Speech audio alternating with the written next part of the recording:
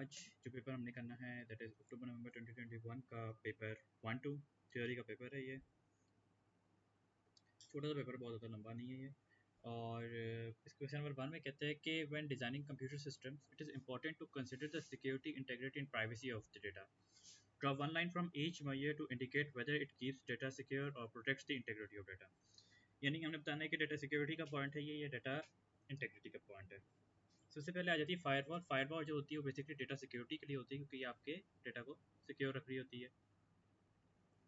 Double entry basically data integrity होती है, जिसमें कि बेसिकली इस बात को इंश्योर किया जाता है कि डेटा जो है आपका वैलिड है और अपनी ओरिजिनल फॉर्म जैसा है। प्रेजेंस चेक अगेन आपके पास डेटा इंटीग्रिटी की टाइप है, जिसमें ये बात इंश्योर की जाती है कि वो डेटा वहाँ पे मौजूद है और सेंसिबल डेटा है। एक्सेस राइट्स आपके पास डेटा सिक्योरिटी के अंदर आ जाते हैं, जिस पर बात को सिक्योरिटी इस पर इंश्योर की जा रही होती है कौन आपका डेटा एक्सेस कर सकता है और कौन डेटा एक्सेस नहीं कर सकता। और पासवर्ड्स आ जाते हैं उसके बाद। Passwords are also part of data security.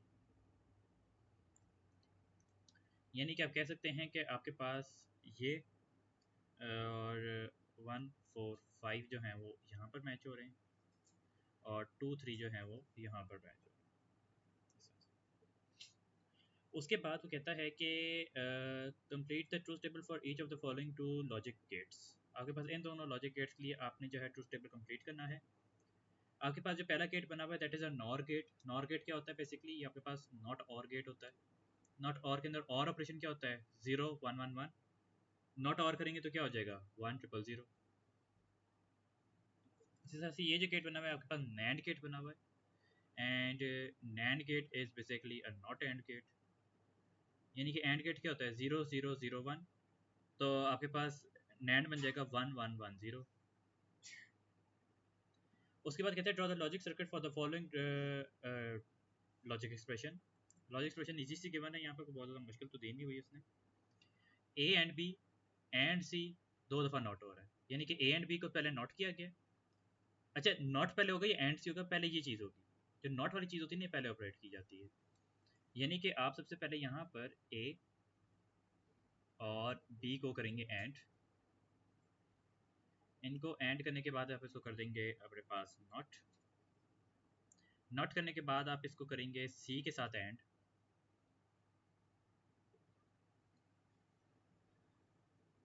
सी के साथ एंड करने के बाद आप एक दफ़ा और लगाएंगे इसके आगे नॉट और इसको कंक्लूड। अभी तक किसी का कोई क्वेश्चन हो इसके अंदर? अच्छा, उसके बाद जो है आपके पास आ जाता है कि Andy likes to play video games. Andy uses several input devices to play the game. This include a keyboard and a microphone. Describe the principle operation of a microphone. Microphone के अंदर आपके पास क्या होता है? माइक्रोफोन के अंदर basically आपके पास सबसे पहले एक डायाफ्राम लगा हुआ होता है, और जब आप बोलते हो तो डायाफ्राम के आगे जो एयर होती है वो वाइब्रेट करती है। उसकी वाइब्रेशन से क्या होता है? उसकी वाइब्रेशन से वो डायाफ्राम वाइब्रेट करता है, और उसके अगेंस्ट जो है आपके पास डिफरेंट टाइप ऑफ माइक्रोफोन का डिफरेंट ऑपरेशन होता है। लेकिन मोस्ट कॉमन जो होता है कि कॉइल जो है मूव पास्ट करती है एक मैग्नेट के, उसकी वजह से कॉइल में वोल्टेज जनरेट होती है और इलेक्ट्रिकल सिग्नल्स जो हैं वो प्रोड्यूस होते हैं, जो कि कंप्यूटर रिसीव करके उनको डिजिटाइज कर लेता है।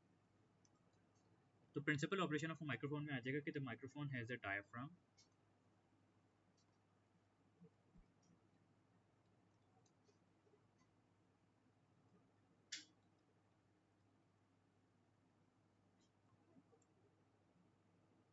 और इस डायफ्राम के साथ क्या होता है कि the incoming sound waves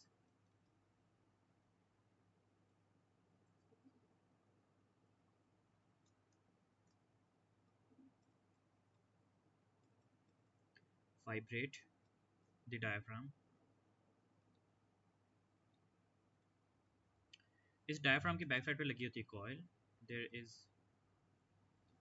a coil at the back of the diaphragm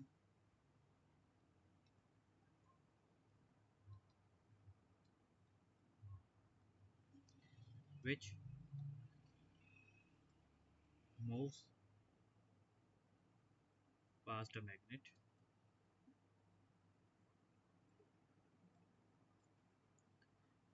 There is voltage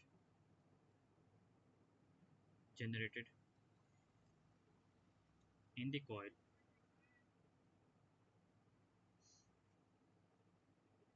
which is taken as electrical signals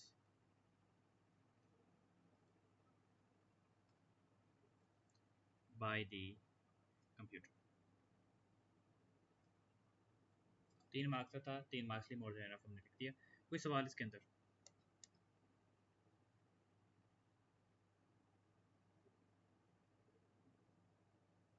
clear? Okay. Andy plays some of the computer games over the internet. He has several devices that connect wirelessly to the router in his house. Identify the topology of Andy's home network. Justify your choice. वही कह रहे हैं कि Andy के घर में जो है क्या कहते हैं, कुछ कंप्यूटर गेम्स हैं जो वो इंटरनेट के ऊपर खेलता है, और काफ़ी सारी डिवाइसेज जो है वायरलेसली कनेक्ट हुई हुई राउटर के साथ। तो इसमें कौन सी टोपोलॉजी इसके घर में बनी हुई है? वो बेसिकली स्टार टोपोलॉजी में कनेक्टेड है। स्टार टोपोलॉजी में क्यों है आपके पास? क्योंकि डिवाइसेज जो है डायरेक्टली कनेक्ट हुई हुई हैं, are directly and only connected to the router independently. जी, डिवाइसेस आपस में कनेक्ट भी जो है ना, कम्युनिकेट बाय द राउटर कर रही हैं, डायरेक्ट कम्युनिकेट नहीं कर रही। नहीं, वो तो डिपेंड करता है ना कि आप उसमें सर्विस क्या यूज़ करें। वो डायरेक्ट कम्युनिकेशन तो मतलब अगर नेटवर्क इन फॉर्म ऑफ अगर ब्लूटूथ बना हुआ है या उस तरह की चीज़, तो फिर तो डायरेक्ट कर रही होंगी। बट आपको जो इंटरनेट का कनेक्शन कनेक्टिविटी वो राउटर के थ्रू ही हो रही है। एक डिवाइस से दूसरी डिवाइस है वो राउटर से हो रही होगी। अब आपके पास आ जाते हैं कि devices are connected directly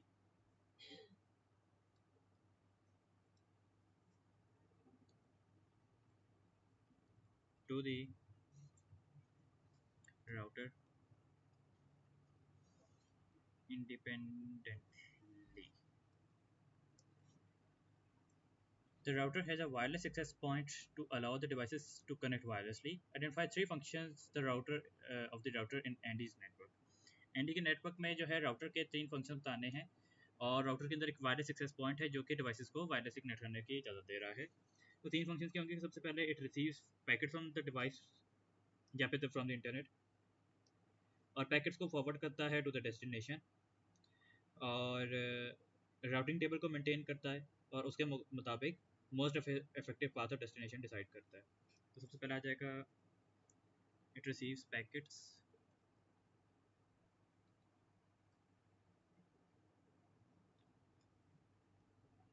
from the devices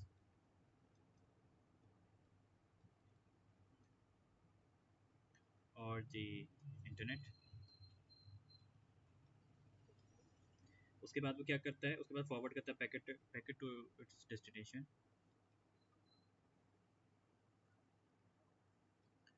the packet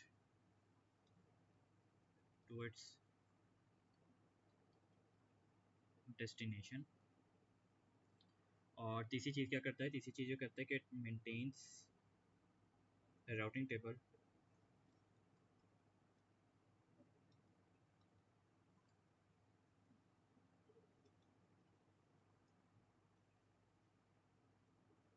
which is used to find the most effective path of transmission.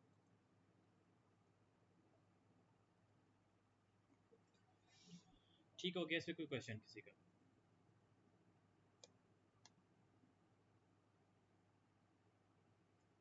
Wireless access point basically आपके पास एक राउटर हार्डवेयर के अंदर वो जो है लैन हार्डवेयर का जो पार्ट था उसके अंदर पढ़ाया गया था, क्योंकि बेसिकली डिवाइसेस को लॉक कर रही होती है ताकि वो वायरलेसली कनेक्ट कर सकें with router.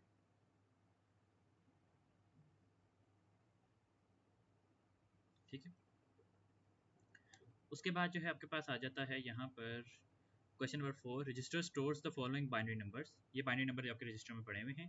The binary value in the register represents an unsigned binary integer. Convert the unsigned binary integer into डेनरी।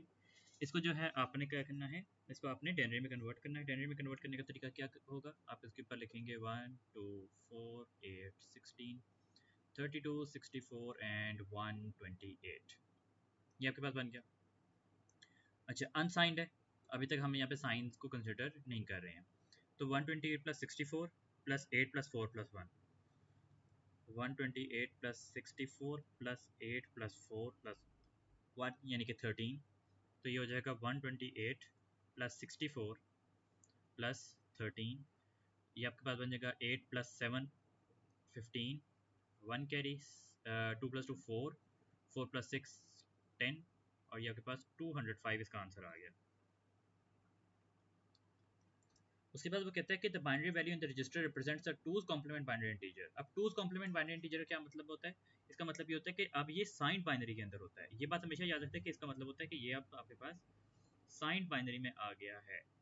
Signed binary के अंदर क्या होता है कि जब आपके पास ये एमएसबी जो होती है, ये एमएसबी अगर आपकी 1 है तो इसका मतलब कि आपका नंबर नेगेटिव है, और अगर एमएसबी आपकी 0 है तो इसका मतलब कि नंबर आपका पॉजिटिव है। तो क्या करेंगे अब यहाँ पर हमें यहाँ पर जो है ये नंबर एज नेगेटिव 128 ट्रीट करना पड़ेगा। नेगेटिव 128 प्लस 64 प्लस 13 वैल्यूएट होना है। तो इसका तरीकाकार क्या होता है? इसका तरीकाकार में बताया कि सबसे पहले तो ये जो पॉजिटिव एरिया होते हैं ना इसको ऐड करना है, यानी कि नेगेटिव 128 प्लस 77 बन गया आपके पास। अब इसको कैसे कैलकुलेट करना है? आपने सिंपली जो है 128 में से माइनस कर देना 77 को, तो आपके पास आंसर बन जाएगा 8 प्लस माइनस 7 1, 12 माइनस 7 आपके पास 5, 51 आ गया। हमने यहाँ पे साइन स्वैप किए थे ना, ये एक्चुअल साइंस तो ये थे, तो यहाँ पर भी साइन स्वैप कर देना है नीचे, और ये आपके पास नेगेटिव 51 आ गया। मैं दोबारा बता देता हूँ। सबसे पहले हमने क्या किया कि हमने पहले आंसर को एज इट इज लिख लिया हमारे पास जो था, उसके बाद पॉजिटिव एरिया को पहले सम कर लिया।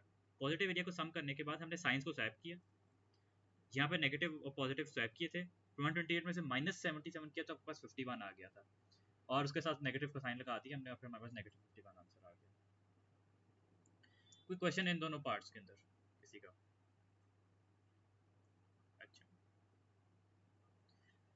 the binary value in the register represents a hexadecimal number. Convert the binary number into hexadecimal. ये जो binary number है हमारे पास, इसको hexadecimal में कन्वर्ट करना है। hexadecimal conversion जो है हमारे पास बहुत easy है। सिंपली आपको इसकी प्लेस वैल्यू चेंज करनी होती है into 4 bit nibbles. 4 bit nibbles में इसको ब्रेक करेंगे।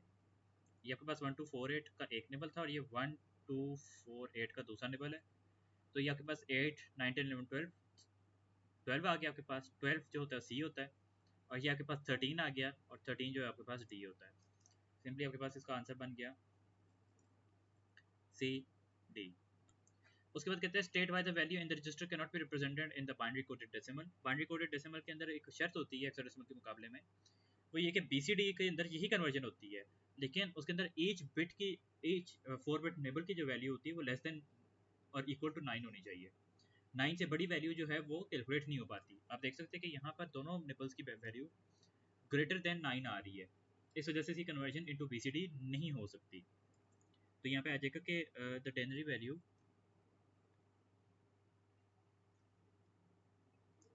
in each 4-bit nibble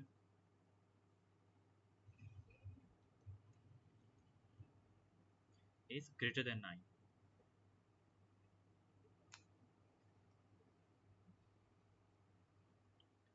ये बात समझ में आई?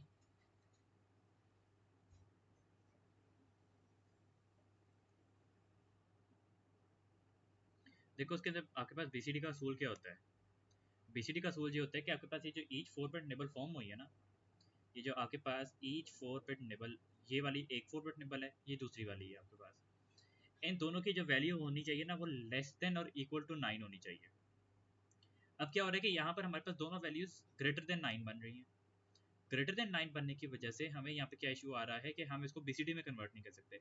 हेक्सा में हो जाएगी, बीसीडी में नहीं होगी।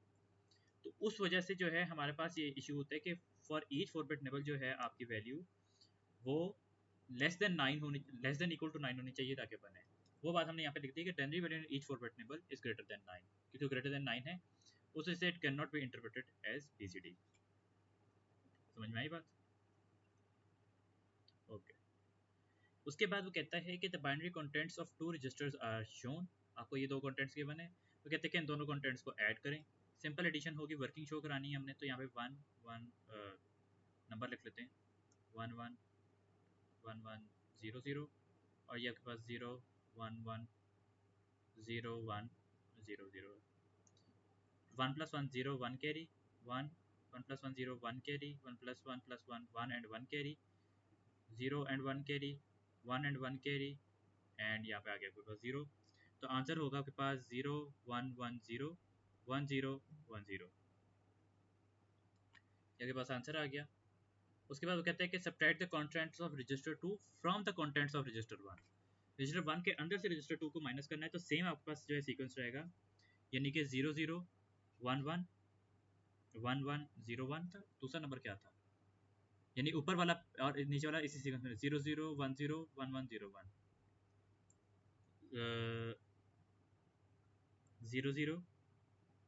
00101101 ये नंबर था आपके पास। थोड़ा सा नीट करके लिख लेते हैं। अच्छा, इसको क्या किया जाएगा, इसको हम डायरेक्टली तो सब्ट्रैक्ट कर नहीं सकते हैं, डायरेक्ट सब्ट्रैक्शन तो इसकी पॉसिबल नहीं है, तो उसके लिए ये वाला जो नंबर है ना, इस वाले का नंबर को लेंगे 2's कॉम्प्लीमेंट। इस नंबर का हम ले लेंगे 2's कॉम्प्लीमेंट, यानी कि आपके पास 00101101 को हम फ्लिप करेंगे, 11010010 बन जाएगा। इसमें 1 ऐड किया जाएगा, इस वाले को इग्नोर कर देंगे, 11001011 नंबर आ जाएगा आपके पास। आपके पास ये जो नंबर आया है, इस नंबर को आप यहाँ पर लाकर ऐड कर दोगे। अब इस नंबर को यहाँ पर डायरेक्टली ऐड कर दिया जाएगा आपके पास 11010011 ये नंबर है आपके पास। इसको जब आप ऐड करोगे तो 1 + 1 = 0, इनको प्लस कर रहे हैं 1 कैरी, ये 0 1 कैरी, ये 0 1 कैरी, ये 0 1 कैरी, ये 1 और 1 कैरी, 0 1 कैरी, 0 1 कैरी, 0 और यहाँ पर 1 आपके पास ओवरफ्लो में आ जाएगा। तो आंसर आपके पास ये आ रहा है। कोई सवाल इसके अंदर? तरीकाकार मैं दोबारा एक्सप्लेन कर देता हूँ। इसका है register 2 from the contents of register 1, यानी कि रजिस्टर 2 को रजिस्टर 1 में से माइनस करना है। तो यहाँ पर जो सब्ट्रैक्शन है वो डायरेक्ट पॉसिबल नहीं थी, तो हमने इस नंबर का 2's कॉम्प्लीमेंट लिया। 2's कॉम्प्लीमेंट क्या होगा, फ्लिप करके पहले आपने फ्लिप करना है, और उसके बाद फ्लिपिंग के बाद जो है आपने उसके बाद +1 कर देना है फ्लिप फॉर्म के अंदर। वो ऊपर वाली फॉर्म इग्नोर कर देनी है आपने, एक दफ़ा 1 ऐड करना है, सारे 1 नहीं, सिर्फ ओनली 1, एक 1। उसके बाद उस नंबर को आप एज इट इज जो आपके पास 2's कॉम्प्लीमेंट बना था, विच वॉज जो भी था, क्या था 11010011 को आप ये रजिस्टर 1 के अंदर डायरेक्टली ऐड कर सकते हो फिर, क्योंकि 2's कॉम्प्लीमेंट बेसिकली उसी नंबर की नेगेटिव फॉर्म होती है। ठीक हो गया कोई सवाल इसके अंदर?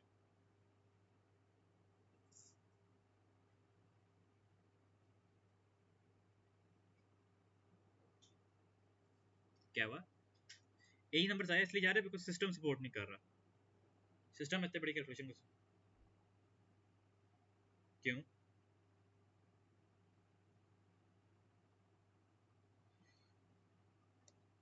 दोबारा करके देखो।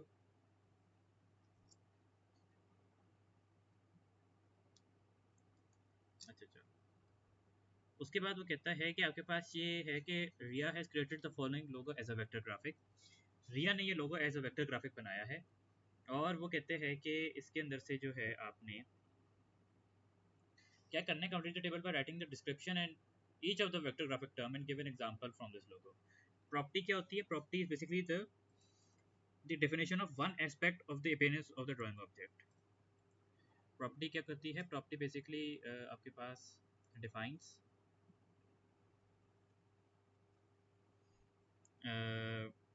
one aspect of the appearance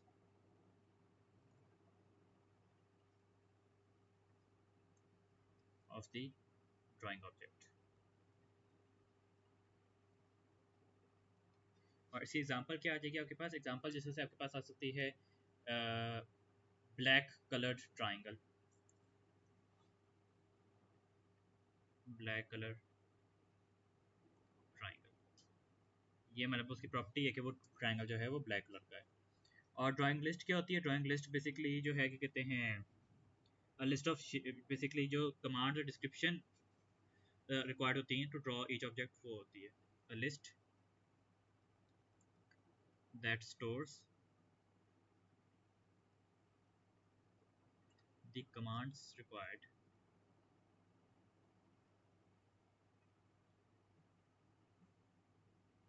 to draw each object। जिस तरह से आपके पास इसकी एग्जांपल क्या हो सकती है, इसके अंदर एग्जांपल ये हो सकती है आपके पास like capital letter R, line, कोई भी चीज़ आप ले सकते हैं यहाँ पर, capital capital letter R।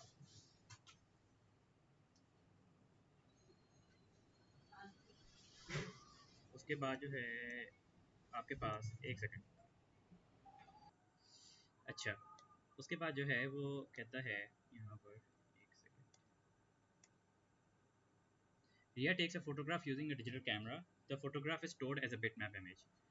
Describe two differences between a vector graphic and a bitmap image. जो वेक्टर ग्राफिक और बिटमैप इमेज का दो मेजर फ़र्क ये होते हैं कि जो होती है वो आपके पास वेक्टर ग्राफिक जो होती है वो सेट ऑफ इंस्ट्रक्शंस के तौर पर स्टोर हुई होती है, जबकि बिटमैप जो होती है वो पिक्सल से बनी होती है। और दूसरी बात ये होती है कि बिटमैप जो होती है वो एनलार्ज करने पर पिक्सेलेट हो जाती है, वेक्टर ग्राफिक पिक्सेलेट नहीं होता, वो रीसाइज हो जाता है क्योंकि उसकी प्रॉपर्टीज रीकैलकुलेट हो जाती हैं।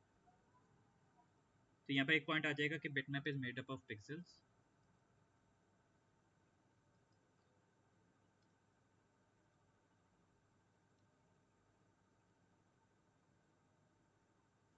और जबकि versus vector graphic is stored as set of instructions। दूसरी बात आपके पास ये होती है कि जब आप बिटमैप को एनलार्ज करते हैं get pixelated, bitmap gets pixelated when enlarged, whereas vector graphic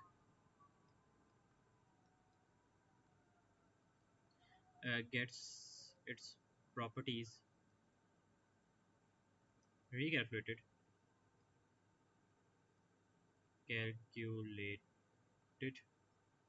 and hence does not pixelate। इसके अलावा आप ये बात भी मेंशन कर सकते हैं कि जो आपके पास वेक्टर ग्राफिक होता है ना, उसका फाइल साइज जो होता है वो स्लाइटली स्मॉलर होता है बिटमैप के मुकाबले में, क्योंकि उसके अंदर आपके पास सारी डायरेक्टली ड्राइंग ऑब्जेक्ट्स की इन्फॉर्मेशन होती है, सिर्फ हर एक पिक्सल की इन्फॉर्मेशन नहीं होती है। और इसके अलावा जो कंप्रेशन की बात करते हैं ना, कंप्रेशन के अंदर जो है वो भी आपके पास बिटमैप ज़्यादा कंप्रेस हो जाती है एज कंप्यूटर वेक्टर। उसकी वजह यह है कि क्योंकि बिटमैप के अंदर आपके पास क्वालिटी लूज करने के बहुत कुछ होते हैं, जबकि वेक्टर के अंदर मेनली इंस्ट्रक्शंस ही मौजूद होती है, वो कोड सा ही होता है बस।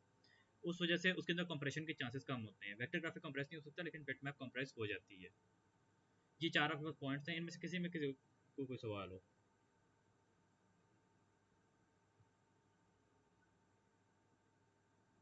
अच्छा, उसके बाद वो कहता है कि रिया needs to email the photograph. She compresses the photograph before sending it to using an email. Describe two lossy methods that Ria can use to compress the image.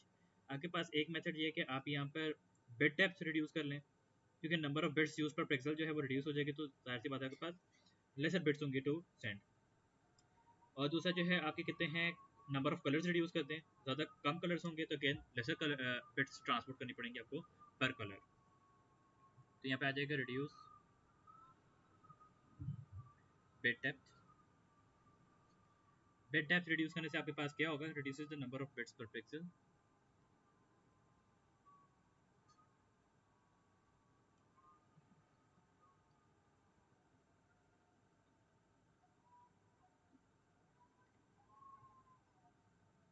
और दूसरी बात ये थी कि आपके पास colour number of colours reduce होने से क्या होगा, reduce number of colours.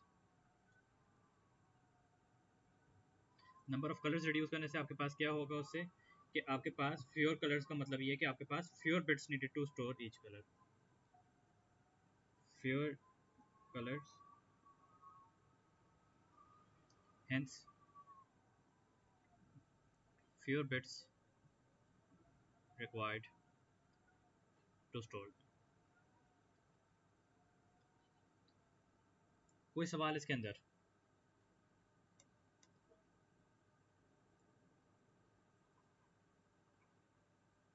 Ji bitmap image की बात हो रही है।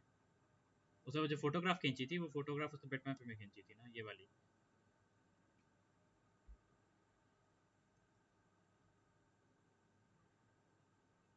ठीक हो गया, कोई सवाल इसके अंदर और? ओके। उसके बाद वो कहते वेक्टर ग्राफिक वेक्टर ग्राफिक के अंदर बात है ना कि आपके पास कोई लॉसी मेथड नहीं है, क्योंकि वेक्टर ग्राफिक जो है बेसिकली सेट ऑफ कमांड्स और इंस्ट्रक्शन से बनी हुई है ना, तो वो सॉर्ट ऑफ जैसे समझ लो टेक्स्ट फाइल थी जिस तरह से। टेक्स्ट फाइल को तो आप कंप्रेस नहीं कर सकते हो ना, लॉसी मेथड ऑफ कंप्रेशन तो उसमें एग्जिस्ट ही नहीं कर सकता, कोई मेजॉरिटी लॉसी कंप्रेशन उसमें नहीं कर सकते सिवाय कि आप उसके कलर डेप्थ रिड्यूस कर दो, लेसर कलर्स होंगे बस, और कोई बात नहीं है। लेकिन उसमें चांसेस ऑफ करप्शन बहुत ज़्यादा होते हैं कि वो करप्ट कर जाएगी इमेज, इसलिए वो कंप्रेस नहीं हो सकती। उसके बाद जो है आपके पास आ जाता है यहाँ पर कि shop sells plants to customers. एक शॉप है जो कि प्लांट्स बेचती है कस्टमर्स को। The shop manager has a relational database to keep track of sales. Shop का जो मैनेजर है उसके पास एक रिलेशनल डेटाबेस है ताकि वो इन सेल्स का ट्रैक रख सके। प्लांट सेल्स का टेबल आपके पास मौजूद है। Plant, plant name, quantity in stock, cost, ये जो है इसकी प्राइमरी की है। कस्टमर आईडी प्राइमरी की है टेबल कस्टमर में, first name, last name, address, email. Purchase के अंदर परचेज आईडी एज प्राइमरी की आ रही है, और कस्टमर आईडी यहाँ पर एज फॉरेन की मौजूद है। और परचेज आइटम है plant ID, purchase ID, plant name किधर था, प्लांट नेम यहाँ पर प्राइमरी की, यहाँ पे फॉरेन की आया हुआ है, और क्वांटिटी इसके अंदर एक थर्ड एट्रीब्यूट मौजूद है। ये टेबल का स्ट्रक्चर है। The database is normalised, database normalise हुआ हुआ है। The list of the following stages is given. The first stage of database that is not normalized is 0NF to first normalized form 1NF. The second stage is 1NF to 2NF. Third stage is 2NF to 3NF. और कह रहे हैं कि इसके मुताबिक यहाँ पर टिक किया जाए। रिमूवल ऑफ एनी पार्शियल की डिपेंडेंसीज। पार्शियल की डिपेंडेंसीज आपकी कस में रिमूव होती हैं जब आप 1NF से 2NF में जा रहे होते हैं, तो उससे पार्शियल की डिपेंडेंसीज खत्म होती हैं। रिपीटिंग ग्रुप ऑफ एट्रीब्यूट्स जो हैं वो आपके पास 0NF से फर्स्ट NF में हटाए जाते हैं, जबकि रिमूवल ऑफ एनी नॉन की डिपेंडेंसीज जो होती हैं वो आपको 2NF से 3NF में की जाती हैं। उसके बाद कहते हैं draw the entity relationship diagram for the database plants. इसका शॉर्टकट मैं पहले बता चुका हूँ कि कैसे ड्रॉ करते हैं। देखिए सबसे पहले अगर हम यहाँ पे टेबल के अंदर देखें, तो अगर हम बात करें कस्टमर और प्लांट के दरमियान में वन टू मैनी वो मैनी टू मैनी ब्रेक किया गया ना। बेसिक जो बात थी वो ये थी कि ये तो टेबल्स थे जिनके अंदर के मेन्यू टू मैनी बना हुआ था, और इसको तोड़ के उसने वन टू मैनी बनाए हुए, तो ये वाला तो ड्रॉ नहीं होगा। अगर हम बात करें प्लांट से परचेज आइटम की, प्लांट से परचेज आइटम की, तो हमें नजर आ रहा है कि प्लांट की प्राइमरी की, प्लांट नेम, इधर फॉरेन की के तौर पे आ रही है। तो मैंने क्या बताया था कि ये क्या होगा आपके पास, ये वन टू मैनी हो जाएगा। उसके बाद आपके पास आ जाते हैं कस्टमर से परचेज। कस्टमर से परचेज यानी कि ये वाला जो है अगर हम देखें, तो हमें नजर आ रहा है कि यहाँ पर आपके पास कस्टमर आईडी प्राइमरी की यहाँ पर एज फॉरेन की आ रही है, तो ये भी आपके पास एक वन टू मैनी बन गया। परचेज से परचेज आइटम, परचेज से परचेज आइटम की बात की जाए, तो यहाँ पर ये इसकी प्राइमरी की जो है ना यहाँ पर एज ए फॉरेन की आई हुई है, ये कॉम्पोजिट प्राइमरी की है बेसिकली इसकी, वरना यहाँ पर ये एज ए फॉरेन की आई हुई है, तो यहाँ पर ये भी आपके पास एक वन टू मैनी रिलेशनशिप बन गया। जिस टेबल की प्राइमरी की होती है वहाँ पे वन वाली साइड लगती है, जिधर फॉरेन की आई होती है वहाँ पर मैनी वाली साइड लगा देते हैं, और मैनी टू मैनी इसमें ड्रॉ नहीं किए जाते फॉर अ नॉर्मलाइज्ड फॉर्म। ठीक हो गया। प्लांट और कस्टमर के दरमियान में वही तो बता रहा हूँ कि आपके पास ये जो रिलेशनशिप था ये मैनी टू मैनी था, उससे कहा कि डेटाबेस जो है वो नॉर्मलाइज कर दिया गया है। नॉर्मलाइज डेटाबेस में तो मैनी टू मैनी तो हम शो ही नहीं करते, क्योंकि हमें वो तोड़ दिया होता है हमने वो रिलेशनशिप।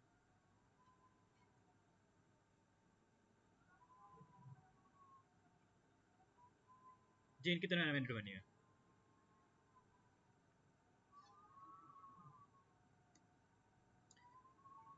उसके बाद जो है आपके पास आ जाता है the shop manager uses database management system describe the purpose and contents of the data dictionary in the database management system.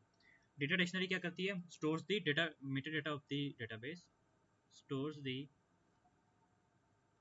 Meta data of the database, और क्या क्या चीज़ें स्टोर करती है, यहाँ पर ये आपके पास एट्रीब्यूट नेम स्टोर करती है। इसके अलावा जो है ये आपके पास जो है कि कहते हैं डेटा टाइप स्टोर करती है। उसके अलावा टेबल नेम स्टोर करती है। उसके अलावा जो है आपकी प्राइमरी की एंड फॉरेन की स्टोर करती है, एंड फॉरेन कीज। और इसके अलावा जो है ये आपके पास रिलेशनशिप स्टोर कर रही होती है। अच्छा मार्क्स खाली 3 है इसमें, तो इसमें आपको कोई सी इनमें से आप 2 लिख सकते हो। You don't need to write all five of these. तो इसे दो लिख लो। मेजर डेटा स्टोर करती है ये एक मार्क का, और कोई दो से मार्क्स आपको इन पांचों में से कोई दो चीजें लिखने का मिल जाएंगे। उसके बाद कहते हैं the database management the shop manager uses both data definition language and data manipulation language statements to create and search the database. Complete the DML statement to return the total number of items purchased with the ID of 3011A। आप क्या कर रहे हैं यहाँ पे total number of items जो कि इस परचेज आईडी के ऊपर बिके हुए हैं। तो क्या हो जाएगा यहाँ पर, सिंपल बात है, आपके पास यहाँ पर आ जाएगी सेलेक्ट सम, परचेज आईडी और क्वांटिटी। परचेज आईडी और क्वांटिटी जो है हमें नजर आ रहा है कि क्लियरली परचेज आईडी और क्वांटिटी कौन सी टेबल में आई हुई है, परचेज आइटम टेबल में। तो इधर हम क्वांटिटी सेलेक्ट करेंगे, सम क्वांटिटी फ्रॉम, सॉरी ये है आपके पास purchase item where purchase ID is equal to 3011A। कोई सवाल इसके अंदर?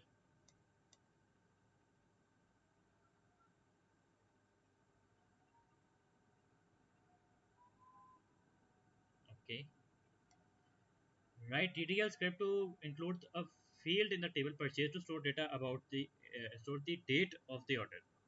store the date of the order हमने टेबल परचेज में डालनी है। तो सिंपल आपके पास क्या होगा, ऑल्टर टेबल परचेज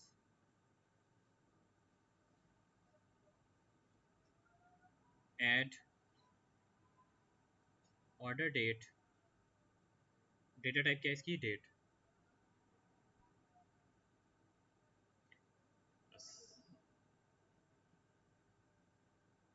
उसके बाद वो कहता है the computer has a system software. एक कंप्यूटर है जिसका चाहिए, सॉरी अगला सवाल शुरू हो गया। हाँ, एक कंप्यूटर है उसका एक सिस्टम सॉफ्टवेयर है। Tick one box and each to identify whether each event is an example of hardware interrupt और सॉफ्टवेयर इंटरप्ट। हर इवेंट जो है वो क्या वो एक हार्डवेयर इंटरप्ट है या वो एक सॉफ्टवेयर इंटरप्ट है। तो जब बफर फुल होना है, अच्छा बफर फुल होना जो है आपके पास एक सॉफ्टवेयर इंटरप्ट है।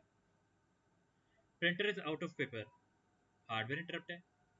User has pressed a key on the keyboard, hardware interrupt है। Division by zero, software interrupt है। पावर फेलियर, हार्डवेयर इंटरप्ट है। And stack overflow is a software interrupt. अच्छा, बफर फुल होना अक्सर सोचेगा सर बफर तो आपके पास एक हार्डवेयर है होती है, लेकिन ये टेम्पररी स्टोरेज डिवाइस होती है। सॉरी डिवाइस नहीं होती, टेम्पररी स्टोरेज होती है बेसिकली। बफर बफर हमेशा नहीं फॉर्म होता। बफर ड्यूरिंग कम्युनिकेशन ऑन है, ये कोई ऐसे डाउनलोडिंग के टाइम पे एक्टिव है वो बफर। उस वजह से बफर फुल होना, वो बफर डिफाइन ही आपके सॉफ्टवेयर ने किया होता है, इसलिए बफर फुल होना एक सॉफ्टवेयर इंटरप्ट का अकाउंट होता है। कोई सवाल इसके अंदर किसी में भी?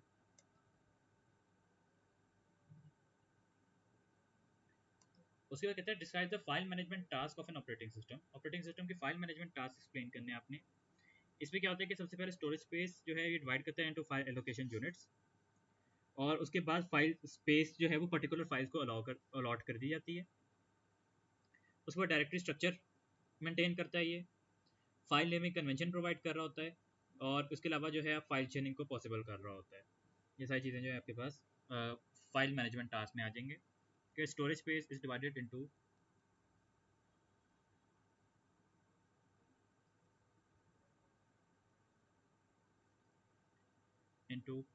File allocation units.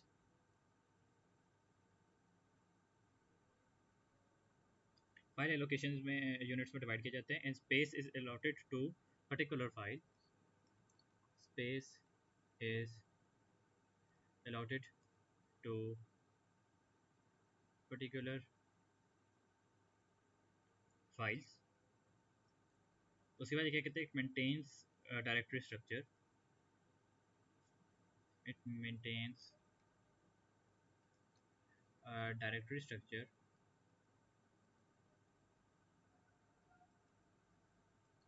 provides file naming convention,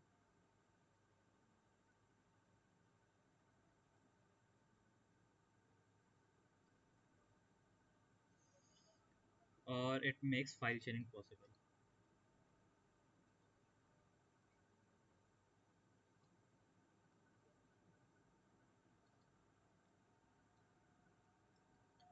ठीक हो गया, 4 मार्क्स लिए, मोर देन इनफ।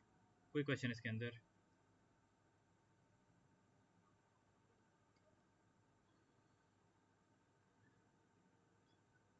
देखो आपके पास फाइल मैनेजमेंट टास्क के अंदर क्या होता है, सबसे पहले तो एक एक आपके पास ये स्टोरेज स्पेस को डिवाइड करता है इनटू फाइल एलोकेशन यूनिट्स, और उसके बाद पर्टिकुलर फाइल्स को वो स्टोरेज स्पेस अलॉट कर दी जाती है। उसके बाद डायरेक्टरी स्ट्रक्चर मेंटेन करता है, फाइल नेम एक कन्वेंशन बनाता है, फाइल शेयरिंग पॉसिबल करता है।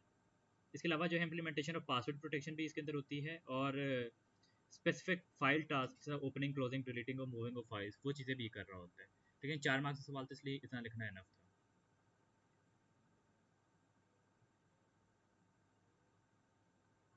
जानने वाली क्या गई हुई है, पावर सेविंग ऑन किया हुआ। जी, वैसे जल्दी कवर करा रहा हूँ मैं, हो जाए ये पेपर, इस बार के लैपटॉप डेड होगा। Identify two utility programs that can be used to improve the performance of a computer and state how they improve the performance. Utility programme जो परफॉर्मेंस इंप्रूव कर सकते हैं, सबसे पहले बात तो ये कि आपके पास जो है, आपके पास आ जाता है डीफ्रेगमेंटेशन सॉफ्टवेयर। डीफ्रेगमेंटेशन सॉफ्टवेयर ये क्या करता है आपके पास, क्योंकि ये आपके पास कंटिन्यूस मेमोरी ब्लॉक्स के अंदर सब तमाम फाइल्स को स्टोर कर लेता है, उससे हेड मूवमेंट रिड्यूस हो जाती है और एक्सेस टाइम ऑफ फाइल्स भी रिड्यूस हो जाता है। Stores and rearranges files into contiguous blocks results in less head movement and lesser file access time। उसके बाद आपके पास दूसरा क्या होता है, दूसरा आपके पास होता है फॉर एग्जांपल डिस्क रिपेयर या डिस्कंटेंट एनालिसिस, जिसको आप कहते हैं कि डिस्क रिपेयर आपके पास सॉफ्टवेयर आ जाता है। डिस्क रिपेयर आपके पास क्या कर रहा होता है, डिस्क रिपेयर बेसिकली जो होता है आपके पास बैड सेक्टर्स का यूज़ प्रिवेंट कर रहा होता है और बैड सेक्टर्स आइडेंटिफाई करता है, आइडेंटिफाइज बैड सेक्टर्स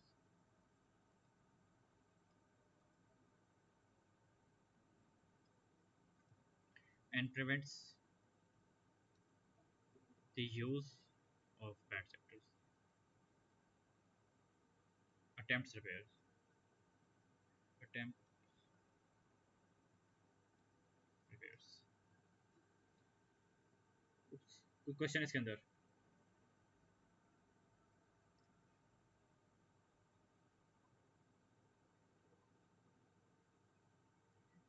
अच्छा, the von Neumann model of computer system uses registers. Describe the role of the following special purpose registers in the fetch execute cycle। आपके पास जो है कि कहते हैं fetch execute cycle में आपके पास MAR क्या करता है, stores the address of the next instruction to be fetched, stores the address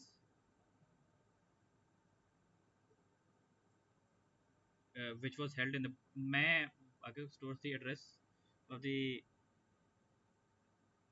instruction जो fetch होनी है, वो एड्रेस स्टोर कर होता है, नेक्स्ट एड्रेस स्टोर हुआ होता है ना उसमें, नेक्स्ट इंस्ट्रक्शन। चलो यहाँ पे store the address of the, चलो इसको इस तरह ऑफ द करंटली, क्या होगा यहाँ पे, करंटली करंटली करंटली यार उल्टा लिखवा दिया तुमने, एक second. Store the address of the memory location currently being accessed, memory location currently being accessed for data। और MDR क्या कर रहा होता है, MDR जो होता है बेसिकली ये आपके पास स्टोर करता है data from the address stored in the MAR, और फिर जो है ये डेटा कॉपी हो जाता है इनटू द CIR। मैं ज़्यादा डिटेल इसलिए लिख रहा हूँ क्योंकि ये 4 मार्क का है। तो आपके पास stores the address, sorry stores the data from the address stored in the MAR,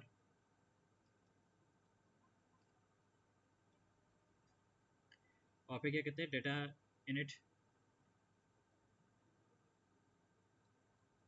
is then copied to the CIR. ठीक हो गया? कोई क्वेश्चन इसके अंदर?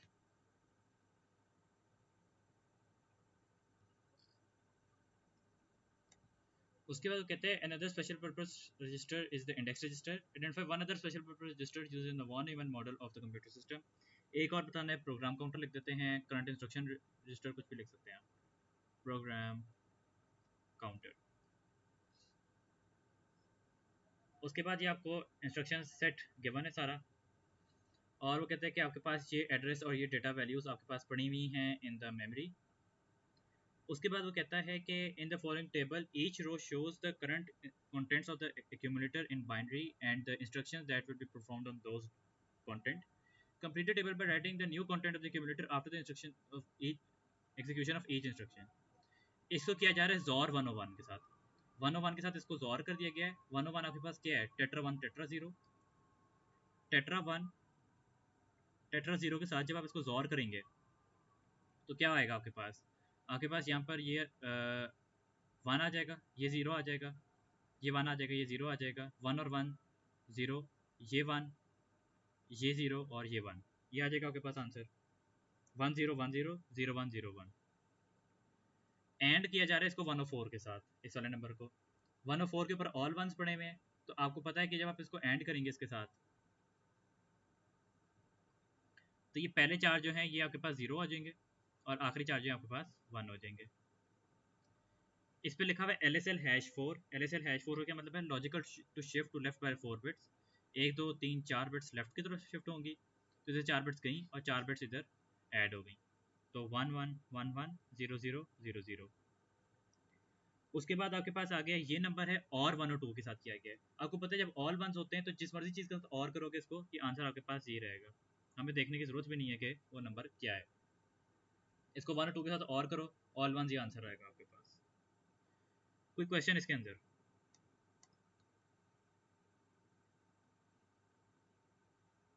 उसके बाद वो कहता है कि the following table contains 5 assembly language instruction groups. Write an appropriate assembly language instruction from each instruction group using the given instruction set. The first one has been done for you. Data movement LDM #2 given है यहाँ पर। उसके बाद जो है आपके पास यहाँ पर आ जाता है कि input and output of data.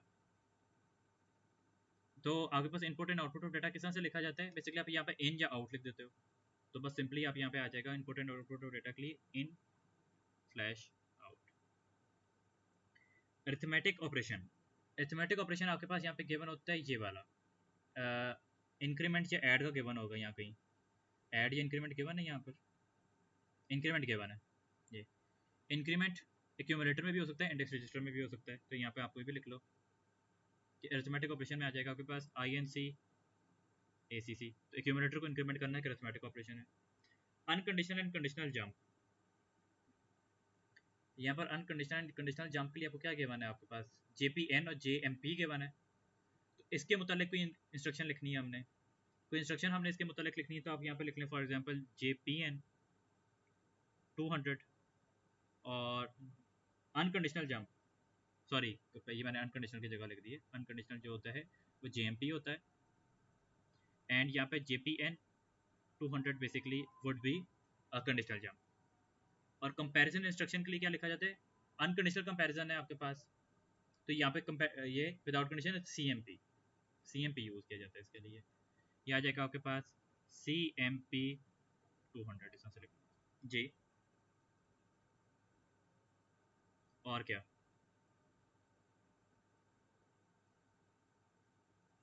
वो एक CMI होता है, वो इनडायरेक्ट कंपैरिजन होता है, वो इसमें नहीं गिवन, वैसे वो इनडायरेक्ट कंपैरिजन CMI होता है। बस ये दो कंपैरिजन होते हैं। उसके बाद जो है आपके पास आ जाता है यहाँ पर आखिरी सवाल कि the code LDM uses immediate addressing, the opcode LDD uses direct addressing. Identify and describe one additional mode of addressing. इसके अलावा जो मोड ऑफ एड्रेसिंग होता है वो आपके पास कौन सा होता है, LDI होता है आपके पास, विच इज़ इनडायरेक्ट एड्रेसिंग, जिसके अंदर address to be use at the given address, the address to be used is at the given address. इसके अलावा इंडेक्स रजिस्टर एड्रेसिंग में लिख सकते हैं, जिसके अंदर के address plus the contents of the index register होते हैं। और रिलेटिव एड्रेसिंग होती है कि address to be use is an offset number of locations away from the current address. तो उसके अंदर वो जो है आपके पास रिलेटिव एड्रेसिंग के लिए LDR और LDX भी है मौजूद। ये इंडेक्स्ड है और ये आपके पास रिलेटिव है। इनके बारे में भी आप लिख सकते थे। LDI बहुत सिंपल होता है, address to be use is at the given address.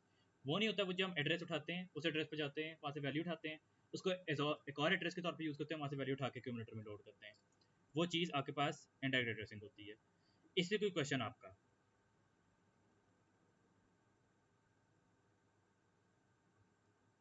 जी उसने उसने गिवन नहीं है, आपको ये आने चाहिए, ये छोटी मोटी चीज़ें आपको आनी चाहिए खुद, उसने दिए नहीं हुए। लेकिन मैंने आपको कहा था कि ये सारे नहीं याद रखने की जरूरत, लेकिन आपको बेसिक्स कुछ तो आने चाहिए कि ये होते क्या हैं। आपको एड्रेसिंग मोड तो पता होना चाहिए ना। आप यहाँ पे इंडायरेक्ट वगैरह लिख लो, कोई मसला नहीं है, इंडायरेक्ट एड्रेसिंग लिख लो LDA के बजाय। अगर आप यहाँ पे इंडायरेक्ट एड्रेसिंग लिख लेते हो तो एड्रेसिंग मोड्स, तो मैंने कहा था कि एड्रेसिंग मोड्स आपको आने चाहिए। इंडायरेक्ट एड्रेसिंग वो मैंने नोट्स में भी लिखे हैं, एड्रेसिंग मोड्स आपको आने चाहिए। आपको ये सारी की सारी चीज़ें याद रखने की ज़रूरत नहीं है, लेकिन आपको कुछ कुछ चीज़ें में से आनी चाहिए। ठीक है, और कोई सवाल इसके अंदर किसी का? अच्छा, टाइम पे पेपर कंप्लीट हो गया है।